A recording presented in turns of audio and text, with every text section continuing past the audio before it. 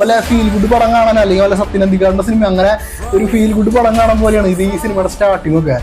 അതിനുശേഷം സിനിമ തുടങ്ങിയ ഏകദേശം ഒരു 15 മിനിറ്റ് കഴിയുമ്പോഴാണ് ഗിയർ ഒന്ന് ചേഞ്ച് ചെയ്യും പടത്തിന്റെ. പിന്നെ ഒരു കൊലപാതകം, പിന്നെ അവിടെ നിന്ന് സിനിമ പോകണമെങ്കിൽ ആ പോണ പോക്ക് ഭയങ്കര ഇൻട്രസ്റ്റിംഗ് ആയിരുന്നു. പ്രത്യേകിച്ച് ഇന്റർവെൽ സീൻ. എനിക്ക് ഏറ്റവും ഇഷ്ടപ്പെട്ടത് ഈ സിനിമയുടെ ആ ഇന്റർവെൽ സീനാണ്. അത് ഭയങ്കര രസമായി ഉണ്ടായിരുന്നത്. ഭയങ്കര ഇൻട്രസ്റ്റിംഗ് ആയിരുന്നു എനിക്ക് ആ ഒരു ഏരിയ, ആ ഇന്റർവെൽ, ആ ഒരു സംഭവം. അതിനുശേഷം സെക്കൻഡ് ഹാഫിലോട്ട് തുടങ്ങുമ്പോഴല്ലോ ഞാൻ വിചാരിച്ചു സെക്കൻഡ് ഹാഫ് കൊണ്ടുപോയി കൊളാക്കോ എന്താ സംഭവം നമുക്കൊരു പിടുത്തം കിട്ടാത്ത പോലെയായി.